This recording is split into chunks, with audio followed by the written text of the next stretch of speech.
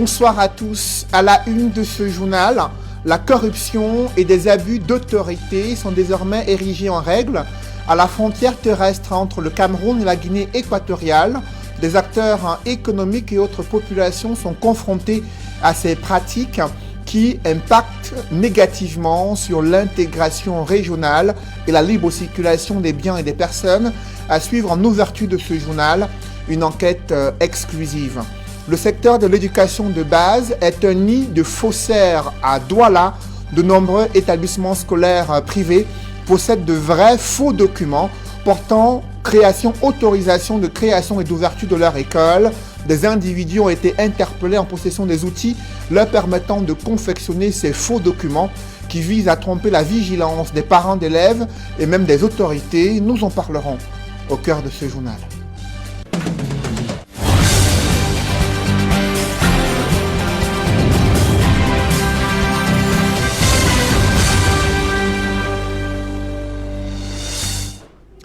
Merci de suivre cette édition complète de l'information sur Equinox Télévision. Les restrictions en matière de circulation des biens et des personnes font prospérer d'autres pratiques sur la frontière terrestre entre le Cameroun et la Guinée équatoriale, à qui aussi des acteurs économiques doivent contourner dans la forêt et monnayer des agents pour faire passer les marchandises et espérer la vendre en terre équato-guinéenne. D'autres populations se plaignent d'être victimes d'abus de toutes sortes. C'est le constat que font nos reporters. Roger Takala et Joseph Abena ont pu suivre de près ces manœuvres visant à contourner les entraves à l'intégration régionale. Voici leur enquête exclusive. Ils sont bien robustes et résistants. Ces Camerounais qui font traverser de lourdes charges à cette frontière entre la Guinée équatoriale et le Cameroun, ici à Kiossi.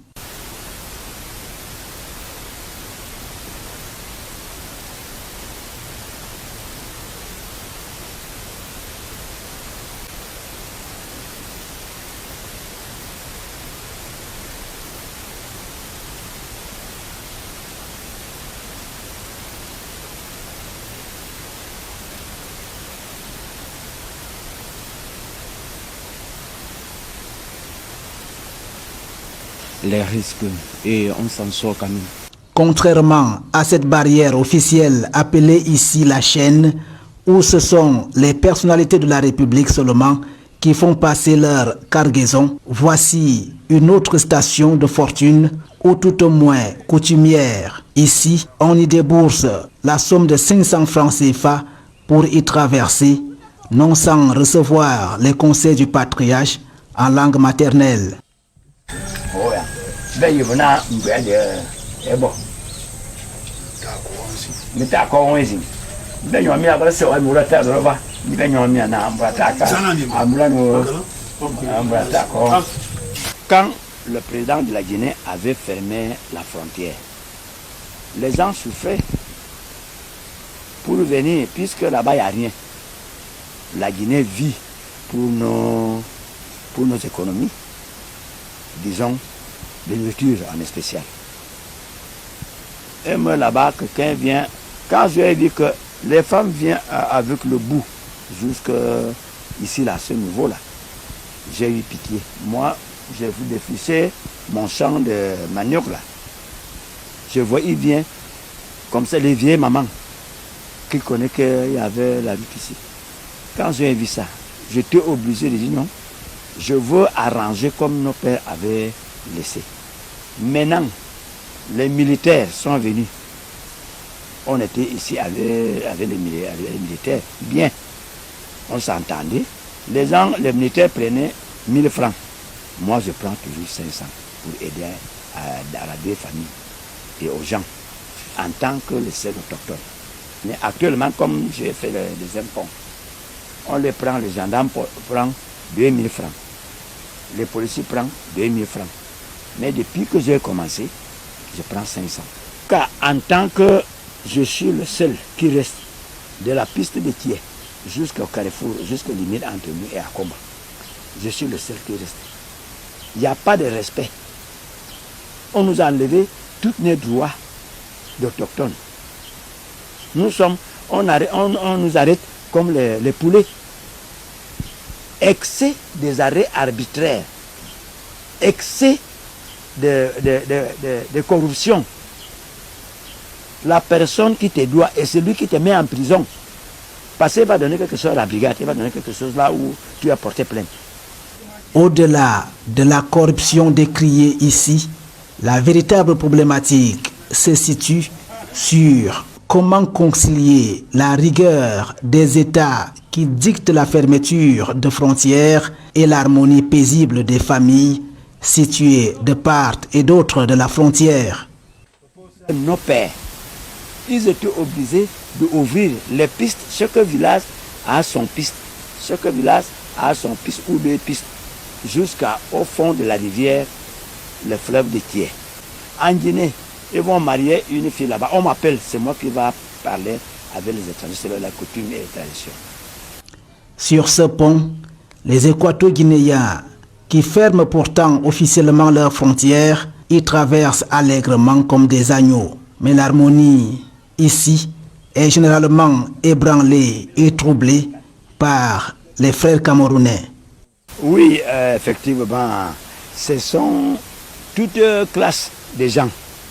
En Guinée, les juges, les présidents des tribunaux, les colonels qui viennent en civil, ils viennent ici, ils apprécient. Ils me aident, ils me donnent 10 000, l'autre jour, ils me donnent 5 000, l'autre peut me donner 20 000, en m'encourageant que comme la scène est difficile à passer, ils viennent ici et ils envoient leurs femmes, leurs enfants. Et eux-mêmes sont venus voir que le travail là est bien. Mais au contraire, c'est nos frères qui sont en train de voir ça mal. On ne sait pas. Parce que la corruption est déjà dans leur tête. Que quand ils voient quelqu'un là, on veut prendre 50 000, on veut prendre 10 000, 20 000, 50 000. C'est pas bon. Ce couloir, pied dans l'eau, qui se voit derrière nous, est un véritable accès au-delà de la frontière équato-guinéenne. Les citoyens des deux pays y opèrent de véritables échanges commerciaux en marge de la décision des autorités équato-guinéennes de fermer officiellement la frontière entre le Cameroun et la Guinée équatoriale. Et les conséquences sur le plan économique sont palpables localement en Kiossi. Une enquête de Roger Takala et Joseph Abena à Kiossi, à la frontière terrestre entre le Cameroun et la Guinée équatoriale. Malgré sa position stratégique dans le golfe de Guinée, la capitale économique du Cameroun a mal à ses infrastructures. À l'une des entrées principales de la plateforme portuaire de Douala, les routes sont en piteux état. Des transporteurs peinent à rouler sur des crevasses qui parsèment la chaussée. Les accidents et désagréments sont légion. D'autres usagers vivent ce calvaire au quotidien. C'est un reportage signé Warren Zede et Ulrich Ngonomala. Tout commence généralement par des nids de poules qui, à force de négligence, se transforment en véritable lac pour hippopotames. Nous sommes bien à l'entrée sud du port de Bonabéry dans la ville de Douala. Ces véhicules qui tentaient des bifurquer a été sauvé de justesse par les jeunes du coin, non loin du marché des fleurs.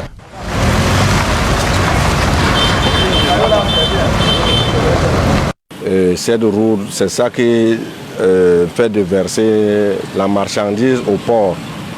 Je me surprends pourquoi elle est délaissée comme ça. Je suis surpris. Ce matin, même un camion vient de tomber la ville les billes de bois. C'est nous qui avons porté secours pour qu'il remette les billes de bois et part.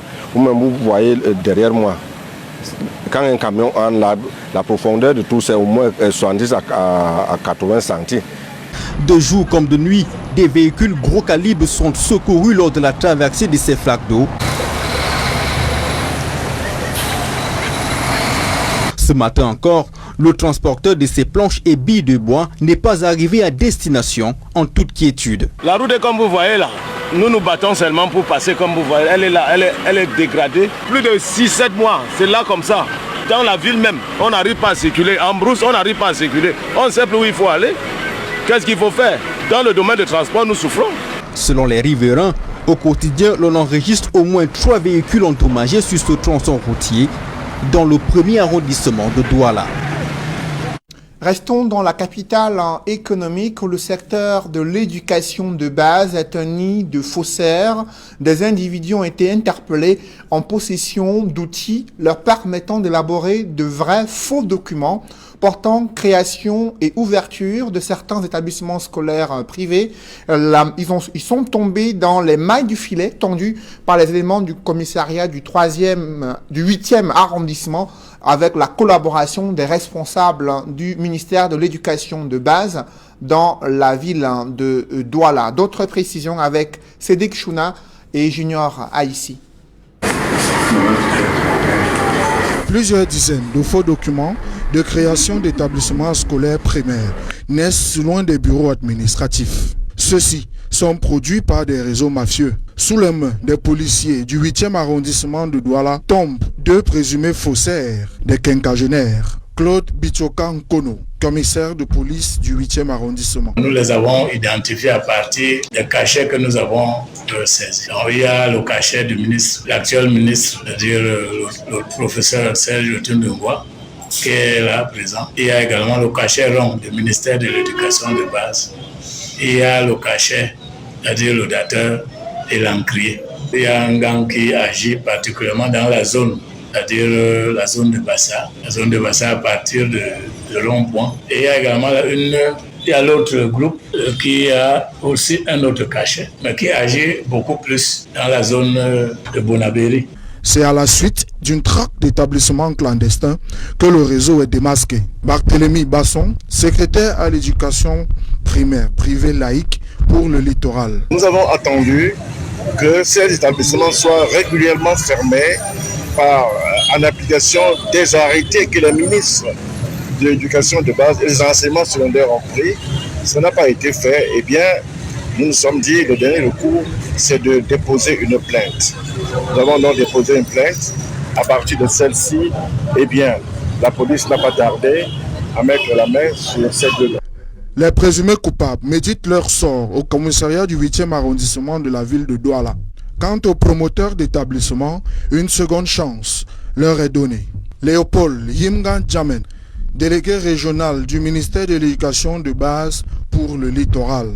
Ces fondateurs paresseux qui ne veulent pas travailler, je peux leur promettre que nous allons appliquer une démarche pédagogique. Qu'ils se rendent, qu'ils viennent vers nous remettre ces faux actes. On va les accompagner. D'un, à mettre sur pied des écoles d'un environnement adéquat où l'enfant peut bien s'épanouir. Et de 2, on va les aider à construire un document, à monter un document d'agrément, et bien, qui sera un agrément signé en bonne et due forme par le ministre. Les promoteurs de ces réseaux de contrefaçon et des écoles primaires clandestines sont loin d'avoir du répit, car il est annoncé une traque permanente. À moins de 2 mois de la Coupe d'Afrique des Nations prévue au Cameroun, la qualité de la connexion Internet, son débit, la fluidité des autres communications électroniques préoccupent au plus haut point. Le ministre des Postes et Télécommunications exhorte tous les opérateurs à améliorer la qualité des services pour faciliter les communications durant cette compétition. Mined Libanliquin a fait cette recommandation durant une visite de certaines infrastructures dans la ville de Douala afin de s'assurer de la qualité de la connectivité. Reportage et compte rendu d'Alastiana et Donald Brice Kamgan. Un tour du propriétaire dans les hôtels retenus à Douala pour s'assurer que les officiels de la Confédération africaine de football, les fans et les joueurs n'auront pas du mal à se connecter à Internet ou à émettre et recevoir les appels lors de la Coupe d'Afrique des Nations. Le même exercice au stade de Japoma. L'infrastructure attend 50 000 personnes assises. Elles devront être capables de surfer sans difficulté. Au niveau des hôtels, la connexion Internet, elle est là. Les promoteurs même des hôtels ont pris des mesures pour s'assurer que leurs clients seront satisfaits. Ici, au niveau du stade de Japoma, vous voyez le beau pylône qui a été réalisé. C'est là pour garantir la couverture outdoor déjà, qui avait été effective, expérimentée pendant le Chan, mais la couverture indoor. Au stade de Japoma, les équipes techniques présentent un pylône de 72 mètres pour 4 pieds. C'est sur lui que repose la couverture en connexion et signaux à l'intérieur et à l'extérieur du stade. L'opérateur technologique à l'œuvre promet que l'infrastructure à laquelle seront connectés l'ensemble des 4 opérateurs de téléphonie mobile sera optimalement opérationnel début décembre, le temps de régler les questions de dédouanement des derniers équipements au port de Douala. Ok, logiquement, vous aviez des antennes à l'intérieur du stade qui seront capables de fusionner tous les opérateurs. Vous aurez une antenne sur laquelle tous les opérateurs vont pouvoir servir leurs clients. Donc nous avons des antennes comme ça au niveau de la zone assise et de la zone de circulation dans le stade.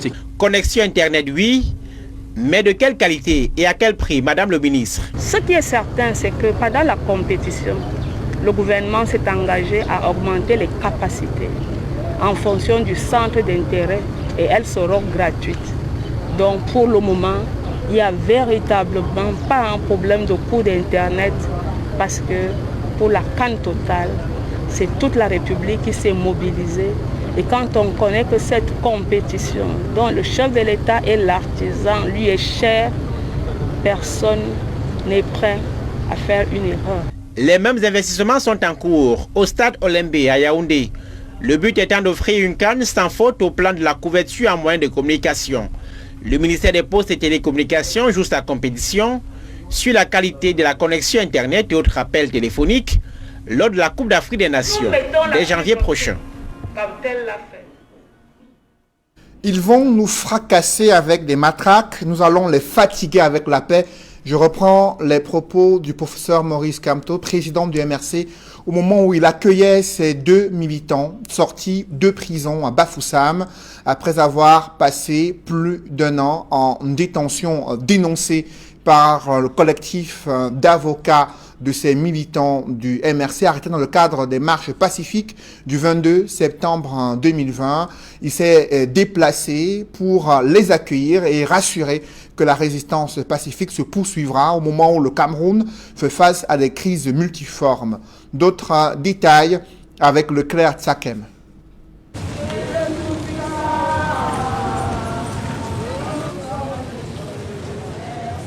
Au siège du mouvement pour la renaissance du Cameroun à l'ouest, les militants déroulent le tapis rouge à leur président national.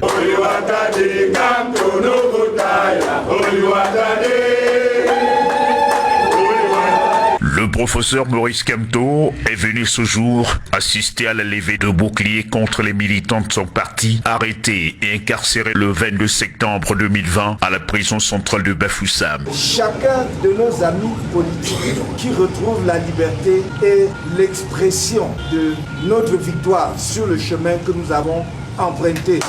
Car au fond, qu'est-ce que nous célébrons ici cet après-midi? Sinon les prémices de la victoire sur l'injustice et la dictature.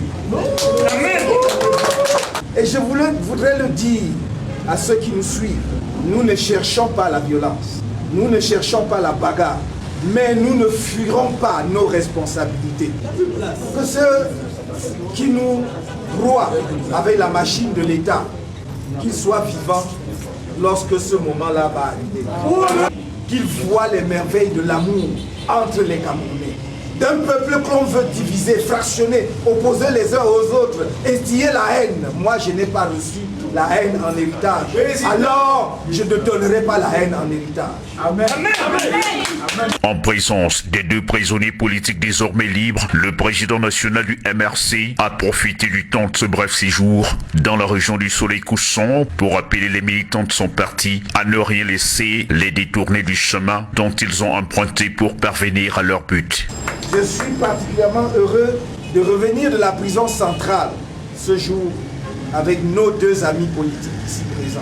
Je vous ai dit, et je le répète ici aujourd'hui à Bafoussam, ils vont nous fracasser avec les matraques. Nous allons les fatiguer avec la paix. Toute lutte comme celle que nous menons est une course d'obstacles. Et c'est un chemin qui est long. Ce sont les plus résistants, les plus résilients qui arrivent au bout, qui arrivent à terme. Les deux détenus libres bénéficient de l'accompagnement physique et moral de leurs camarades du parti. Ils peuvent désormais vaquer à leurs occupations. J'ai fait une prison pour rien. J'ai été incarcéré pour rien. Je ne sais pas ce que j'ai fait pour être incarcéré. J'allais composer le BTS, j'allais faire mon BTS cette année. Depuis l'année passée, au groupe supérieur Tango. D'accord, vous l'avez déjà Tango. Je ne l'ai pas fait. Je vais continuer, je vais me battre à soutenir mon BTS. Le message que je vais laisser aux autres, qu'ils tiennent bon. Et ensemble, on doit arriver. On doit arriver, ne pas baisser la date. Du moment où on est de l'opposition, on connaît tous comment ça se passe dans ce pays. Les 4 prisonniers du MRC, encore incarcérés dans les prisons de l'Ouest, connaîtront leur sort le 8 décembre de l'année en cours. En bref, à l'international, c'est une vague d'émotions en Guinée-Conakry après la mort d'une jeune fille droguée et violée par des médecins. L'affaire fait grand bruit dans ce pays d'Afrique de l'Ouest. Et toujours dans cette partie du continent africain, au Burkina Faso, la situation demeure confuse. Un convoi militaire français qui devait joindre le Niger a été bloqué par des manifestants depuis plusieurs jours. Ils dénoncent la présence militaire française dans le Sahel et estiment qu'elle va à l'encontre de l'intérêt géostratégique de ces pays ouest-africains. Parlons à présent de l'histoire du football africain, la compétition mondiale dans les catégories inférieures du football. L'Afrique remportait sa première Coupe du Monde junior en 2009 et la